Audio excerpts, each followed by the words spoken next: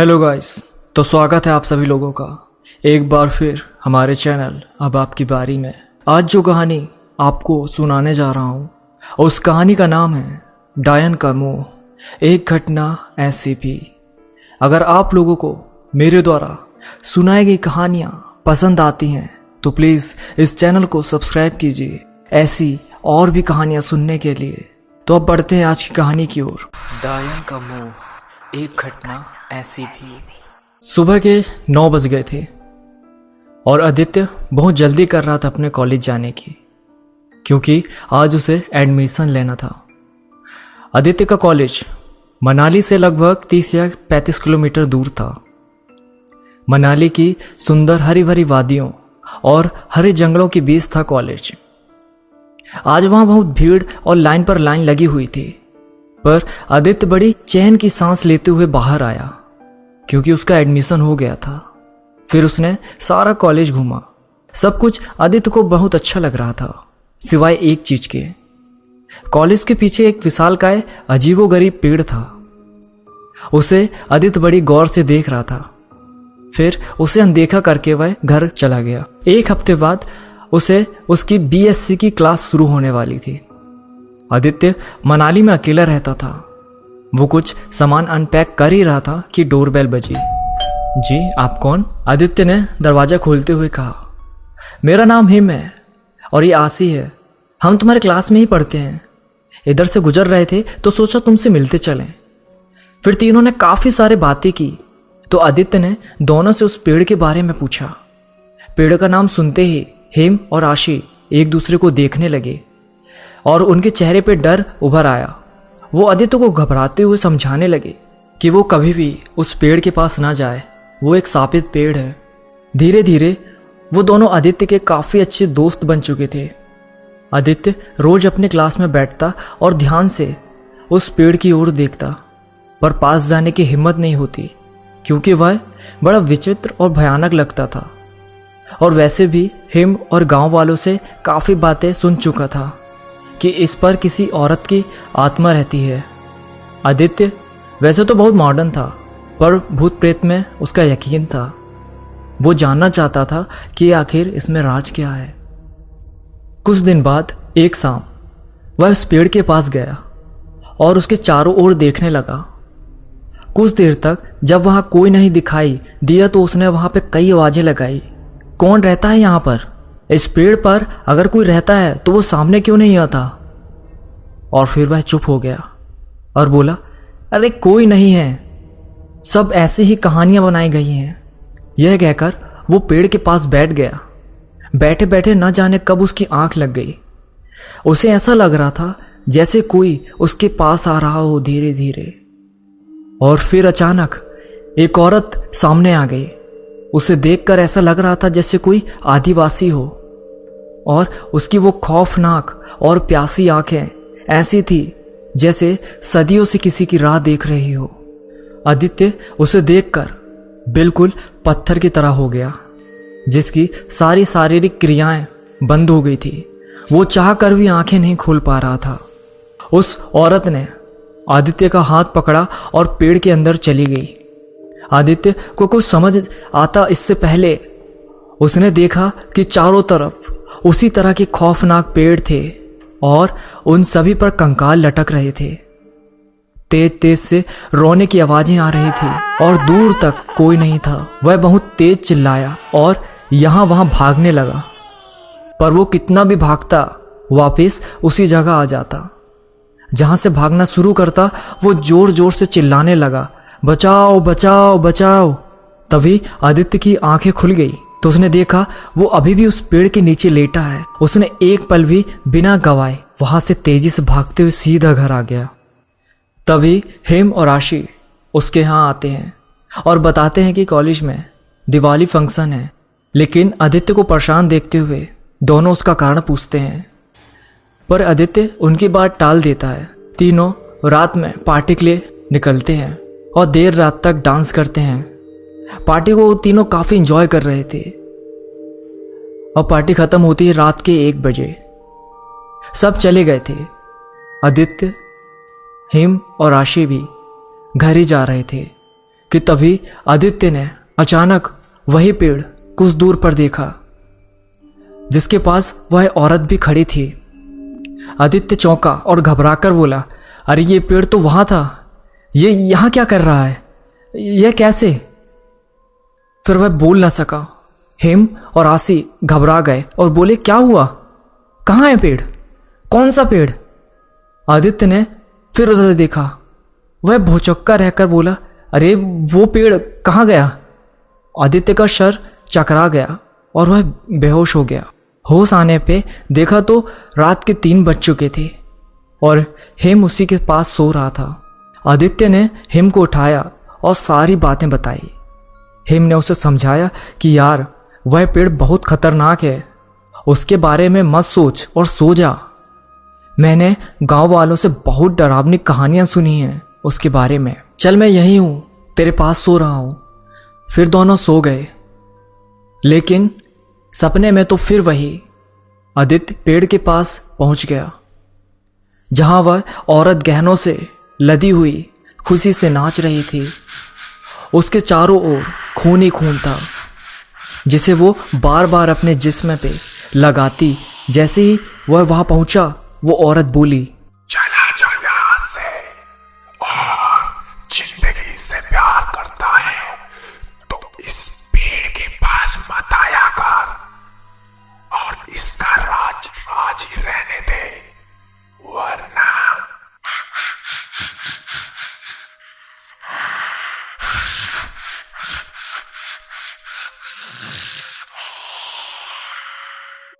और फिर वह गायब हो गई। फिर आदित्य की आंख खुल गई।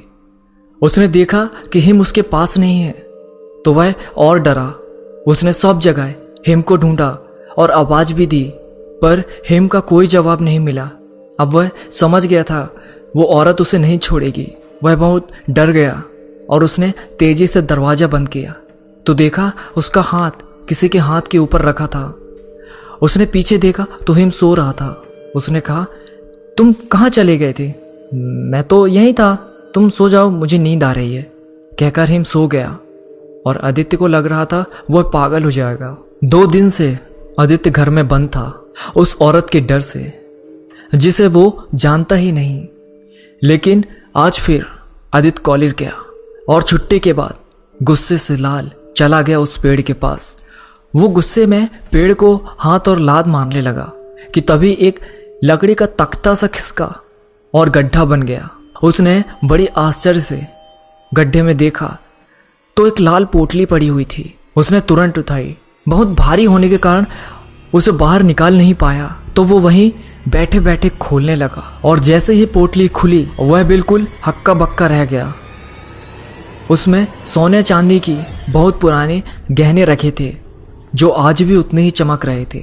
उसने उन गहनों को घर ले जाने के लिए जैसे ही हाथ लगाया तो वह तुरंत आग की तरह लाल हो गए। आसमान काला हो गया और तेज आंधी सी आने लगी। वो पेड़ जो बिल्कुल सूखा था उसमें से खून की धारा बहने लगी और फिर वहां वही औरत गहनों से लदी हुई आ गई। उसने आदित्य से कहा, मैंने तुझे मना किया था ना, पर तू नहीं माना। आखिर मुझे वही करना पड़ेगा जो मैंने पहले कई लोगों के साथ किया। तू जानना चाहता है कि मैंने क्या किया है लोगों के साथ? चल मेरे साथ। औरत ने उसका हाथ पकड़ा और उस गड्ढे में ले गई। वहां आदित्य ने देखा कि हर जगह कंकाल, खून और मांस के लोथले पड़े हैं।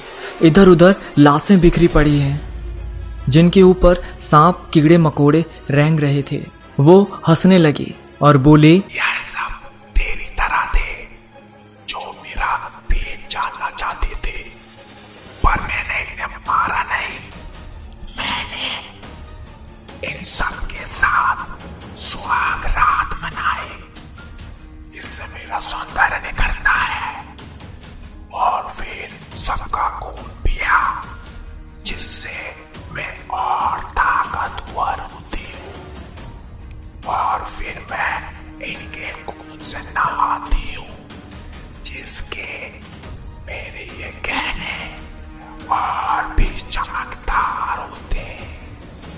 उस औरत की बातें और ये राक्षसी हंसी सुन के आदित्य ठंडा पड़ गया। उसे नहीं समझ आ रहा था कि वो क्या करे। उसने यहां से भागने के लिए जैसे ही कदम बढ़ाया तो वो औरत फिर से बोल पड़ी। कहाँ जा रहा है? देख, मैंने हमारी सुहाग रात के लिए कितनी अच्छी सेज सजाई है। आदित्य ने उधर देखा तो बदबूदार मांस के लोथड़ों का एक बिस्तर सा लगा हुआ था, जिस पे जाकर वो औरत कामुक अवस्था में लेट गई और बोली, तुम्हें भी मैं यही सुला दूंगी, पर एक प्यारी सी चीज दिखाने के बाद देखना चाहोगे? उधर देखो। आदित्य ने उधर देखा तो वह खड़ा न रह सका और जमीन पर गिर पड़ा, क्योंकि दीवार पर आसी की लाश लटकी हुई थी। उसे बार बार आसी का चेहरा और उसकी हंसी याद आ रही थी। फिर उस औरत ने उसे एक और चीज दिखाई, जो कि थी हिम की लाश। उसे तो विश्वास ही नहीं हो रहा था कि यह सब असलियत में हो रहा है या सपने में। आदित्य गुस्से में आकर बोला, मैं तुम्हें मार डालूंगा। तुमने मेरे दोस्त को मार डाला, क्यों? बोल, तूने ऐसा क्यों किया? वो औरत जोर जोर से हंसते हुए बोली, बेचारा इतना भी नहीं जानता कि तेरी आशी और तेरा दोस्त जिंदा कब था। अरे बेवकूफ, उसे तो मैंने तेरे यहाँ आने के 20 साल पहले ही मार दिया था, पर उनकी आत्माओं को मैं मार नहीं पाई, क्योंकि उन्होंने शादी करके सुहाग रात भी मना ली थी। और मैं सिर्फ कुंवारे लड़कों को अपना शिकार बनाती हूँ, जो मेरी प्यास बुझाते हैं।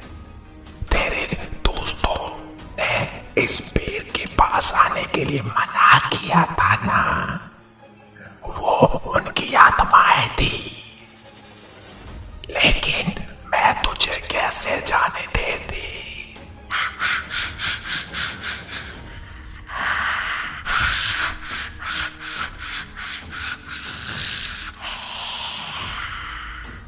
यह सुनकर आदित्य को याद आता है कि वह पहले ही दिन वो दोनों को कैसे पता चला कि मैं यहाँ रहता हूँ। उन्हें कैसे पता चला कि मैं पेड़ के पास जाना चाहता हूँ।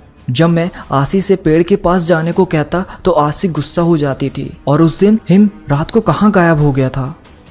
आदित्य वो सारे पल याद करके फूट फूट कर रोने लगा। उधर वो औरत जोर जोर से नाचने लगी। आदित्य की आंखों में बदले की आग थी। उसने चिल्लाकर पूछा, आखिर तू है कौन? क्या चाहती है? और इन सबको क्यों मार दिया तूने? बोलती क्यों नहीं? तब उस औरत ने बताया कि मेरा नाम सारपी है। यहाँ 200 साल पहले एक घना जंगल था, जिसमें हम आदिवासी अपना कबीला बनाकर रहते थे। हम बहुत खुश थे। हमारी छोटी सी दुनिया थी। मैं चाहती थी कि मैं बहुत अमीर बन जाऊं। कबीले के सरदार के बेटे से मेरी शादी हो जाए और मैं सारे कबीले की मालकिन बन जाऊं। लेकिन एक दिन सरदार की नज़र मुझ पर पड़ी और उसकी नीयत खराब हो गई। उसने मेरे बाबू से कहा, तुम मुझे अपनी बेटी दे दो और मैं तुम्हें मालामाल कर दूंगा। लेकिन बाबू ने उनकी बात नहीं मानी और बादल से मेरी उसी दिन शादी करा दी, जो मुझे बचपन से प्यार करता था। सब खुश थे सिवाय मेरे, क्योंकि मेरा सपना टूट रहा था। उस रात मैं फूलों की सेज पे लेटी बादल का इंतजार कर रही थी। बादल ने आकर मुझे अपनी बाहों में भर लिया। मेरे बदन में बिजली सी कौंधने लगी। मैंने अपनी आंखें बंद कर ली। मुझे अजीब सा लगने लगा, तो आंखें खोली तो चिल्ला पड़ी। बादल मेरे ऊपर तो लेटा था, मगर बिना सर के। उसके खून से मेरा जिस्म लाल हो चुका था। मैंने उसकी लाश को जोर से फेंका और सामने खड़े सरदार से बोली कि उसने धोखा क्यों दिया। शर्त यह थी कि वो बादल को सुहागरात के बाद मारेगा, लेकिन सरदार ने उसे पहले ही मार दिया और बोला, तू सिर्फ मेरी है और सबसे पहली सुहाग रात तुझसे मैं मनाऊंगा। मैंने शर्त के अनुसार अपने गहने मांगे तो सरदार ने गहनों की पोटली बादल के खून में फेंक दी और जाकर बिस्तर पर लेट गया। जैसे ही मैंने गहनों की पोटली देखी, मेरी आंखें चमक गई और मुझे लगा कि मेरी जिंदगी मिल गई। मैं खून में रंगे गहने उठाकर बड़े प्यार से पहनने लगी और पहनकर राजा की बाहों में सो गई। लेकिन इस बार भी मेरी सुहागरात नहीं हो पाई और मेरा बाबा आकर सरदार को मार देता है। मैं वहां से सीधा भागकर सरदार के बेटे के पास आई और उसको अपनी कामुकता से रिझाने लगी। खून में डूबे गहने से लदा मेरा जिस्म कुंदन सा चमक रहा था। मेरे सरदार के बेटे ने मेरी मांग भरी और बोला, आज से तू मेरी पत्नी और कबीले की मालकिन हो, लेकिन तुम ये खून से रंगे गहने तुरंत उतारो और स्नान करो, हम अपनी सुहागरात का प्रबंध करते हैं। मैं सारे गहने उतार कर स्नान करके वापस आई तो मेरा पति जंगल के बीचों बीच मुझे लाया, जहां चारों तरफ खुशबू फैली थी। उस दिन मैं सबसे ज्यादा खुश थी। वो मुझे जंगल के सबसे पुराने और खुशबूदार फूल वाले पेड़ के पास ले गया और बोला, अंदर चलो, इस विशालकाय पेड़ में गुफा है, उसी में मैं तुम्हें अपनी रानी बनाऊंगा। और उस रात मेरी प्यास बुझी। मैं कबीले की रानी बन गई और उन गहनों की मालकिन। लेकिन सुहाग रात गुजरते ही रात के तीसरे पहर मैं वो उठा और जाने लगा। मेरे पूछने पर उसने कहा कि मैं जा रहा हूं, लेकिन तुम यहीं रहोगी। मैं कुछ समझती उससे पहले ही उसने उस गुफा का रास्ता बंद कर दिया और पेड़ में आग लगा दी और बोला, तू किसी की नहीं हो सकती, तूने अपनों को मारा है, अब यहीं तड़प, तेरी आत्मा इसी पेड़ में कैद और गहनों के मुंह में पड़ी रहेगी, तुझे कभी मुक्ति नहीं मिलेगी। मैं जलती रही, चीखती रही, लेकिन वो चला गया। पर देख, मेरी काली शक्तियों ने मुझे जीवित कर दिया। अब मैं बहुत शक्तिशाली बन गई हूं। उस दिन के बाद मैंने पूरा गांव को ऐसे ही तड़पा तड़पा के मार डाला। कितना मजा आता है किसी को मारने में, पर तू डर मत, तुझे भी बहुत मजा आएगा, लेकिन मरने में। यह कहकर डायन गायब हो गई। आदित्य ने हेम और आशी की लाश को एक साथ रखा और रोने लगा। उसके आंसुओं से बदले की आग निकल रही थी। अपने आंसू पोंछते हुए बोला, शुक्रिया मेरे दोस्तों, तुमने तो कोई रिश्ता ना होते हुए भी मेरा साथ दिया, मुझे आगाह किया कि तुम मत जाओ उस पेड़ के पास। मुझे माफ़ करना मेरे दोस्तों, मुझे माफ़ करना, तुम लोगों की कुर्बानी बेकार नहीं जाने दूंगा, मैं उसको मार डालूंगा। अचानक वहां पर तेज रोशनी हुई और आशी और हेम की आत्मा आ गई। आदित्य रोते हुए बोला, मेरे दोस्त, तुम लोग कहाँ चले गए मुझे अकेला छोड़कर? हेम और आशी ने उससे कहा कि यह वक्त रोने का नहीं है, दिमाग से काम करने का है। हम तो मर चुके हैं, पर हम तुमको यहाँ से बाहर निकालना चाहते हैं। हम तुम्हें रास्ता दिखा देंगे और तुम यहाँ से निकल जाओ, क्योंकि इसे मारना बहुत मुश्किल है। फिर उन्होंने उसे रास्ता बता दिया और कहा कि जब तुम्हें हमारी कभी ज़रूरत हो तो रात के दूसरे पहर में याद कर लेना, हम आ जाएंगे, क्योंकि दूसरा पहर खत्म होते ही हमारी शक्तियां नष्ट हो जाती हैं। फिर हेम और आशी गायब हो गए। आदित्य तुरंत बाहर जाने के लिए भागा, पर उसके दिल से पुकार आई, जो लोग तुझे जानते भी नहीं वो तुझे बचा रहे हैं, और जिन्हें तू जानता है, अपना दोस्त मानता है, उनकी मौत का बदला लिए बिना तू जा रहा है। वह तुरंत चिल्लाने लगा, सार्पी तू कहाँ है, सामने आ डायन। सार्पी तुरंत आ गई और उसे जंजीरों से जकड़ दिया। उसे मारने के लिए पहले उसने उस पर कई वार किए, फिर कहा कि रात के तीसरे पहर में मैं रानी बन जाती हूँ, अपने वह गहने पहनकर उसी वक्त उससे सुहागरात मनाएगी और उसको खून चूस कर मार देगी। कुछ पल और इंतजार कर ले मौत का। उसने आदित्य के चारों ओर एक ऐसा मंत्र पढ़कर एक घेरा तैयार किया जिसके अंदर कोई आत्मा प्रवेश नहीं कर सकती, और अगर प्रवेश करेगी तो वह तुरंत नष्ट हो जाएगी। आदित्य ने तुरंत हिम और आशी को पुकारा।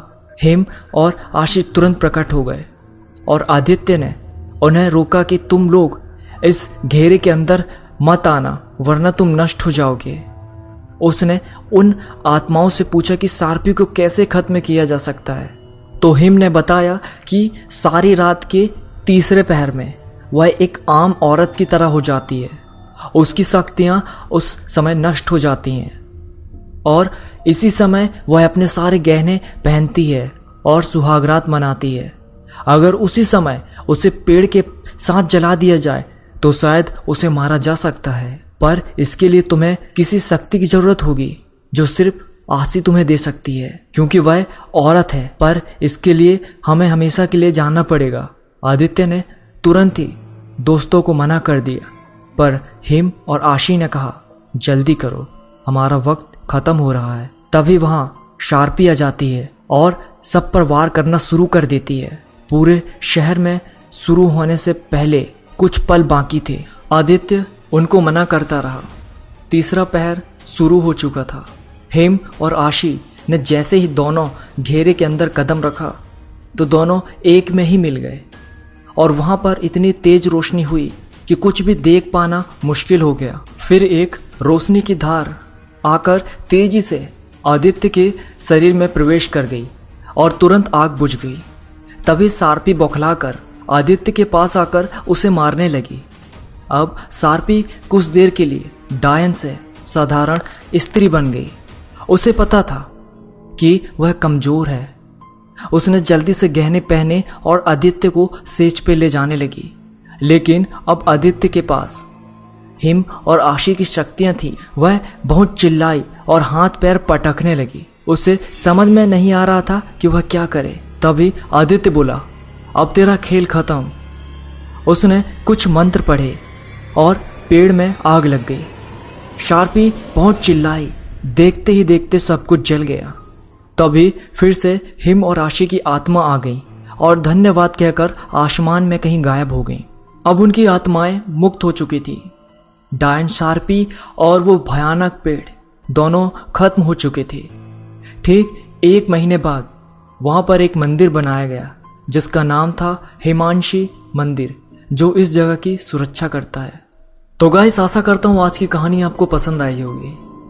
अगर आपको ये कहानी पसंद आई है और आप इसी टाइप की कहानियाँ और भी सुनना चाहते हैं तो प्लीज़ हमारे चैनल को सब्सक्राइब कीजिए और इस वीडियो को लाइक कीजिए और इस कहानी को अपने दोस्तों के साथ भी शेयर कीजिए। मैं फिर मिलूंगा किसी और कहानी के साथ। तब तक के लिए good night and take care.